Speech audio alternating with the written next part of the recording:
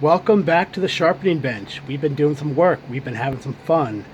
What we have are 10 stones, a mystery batch of stones. 3 of them I had in my possession prior, and 7 were just delivered to me from a friend of ours to help evaluate. So the other night, I crunched all the numbers and figured specific gravity, arranged them by specific gravity. But after that, you got to go and use them. So what are these 10 stones? Well, of the 10, 4 of them, no clue. And that is a very high percentage for me in my book. It's not unacceptable, but mystery stones, stones will surprise you every day you get into them. I've said it before and I stand on it.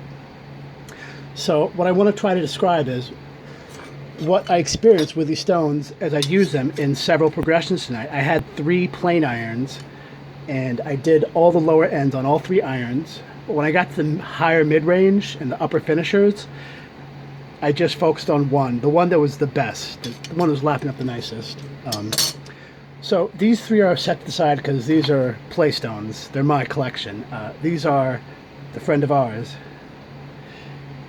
And they're arranged from coarse to fine and how I finished them. And let's talk about it. So these 2 are unknown. They look like frickin' concrete, but goddamn, I can't lie, I was really surprised. These were awesome starter stones. They were coarse, they were fast, they didn't load up, they left fine scratch patterns. They didn't wear in. I could go on. I don't know what they are, who made them. I mean, if this is a bench stone size classic, so I can't discount it. This could have been a paver brick for all I know, but they were very good, very good. In the middle, a Dalamore blue, but I didn't use this one because I know what it is, pretty much. Now, this stone was curious because it's actually lighter than the Dalamore blues I have, and I have another Dalamore blue up there. My sample size is like 2 or 3. And so I started on these 2 stones. I jumped right to this really light Washita, porous Washita. It's a hard Washita, but it's porous, and it has the distinction of being the lightest by specific gravity and density Washita I've ever measured anywhere. And it's lovely. It has some of those rosy red hints, but it also is lily white quality. It shows signs of being glued into a bottom of a box. The exact age of this stone, the veins that were quarried, I can't tell you, but my gut says it's older. So that was really cool. Then after that, I jumped to this, which looked a little nondescript, but it felt a little finer. This has some interesting banding. It's a natural stone for sure. These 2 are probably synthetic. They could be natural deposits too, but we don't know.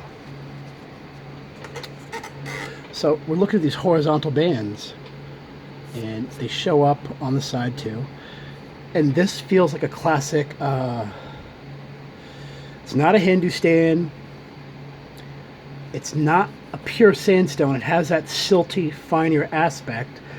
I started out at 120. I decked these all at 120. Some of the coarser ones I decked to 60 grit to start, and I decked them back to 60 grit to deliver them back to my friend. I'm just caretaking.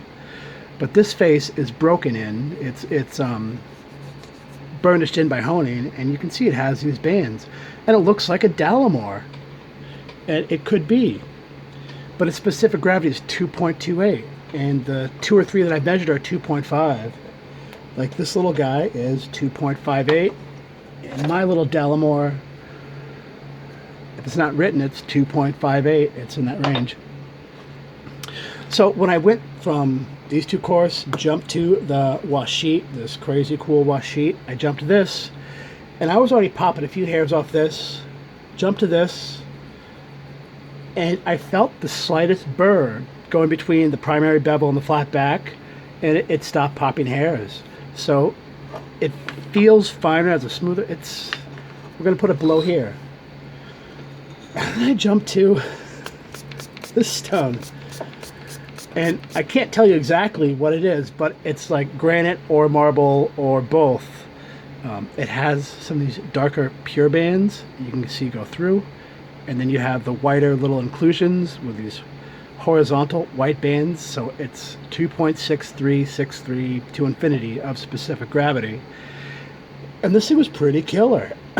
I popped hairs again off this. So we did with that. And I had a very curious experience when I put some 60 grit loose silicone carbide powder on my granite lapping plate and lapped it.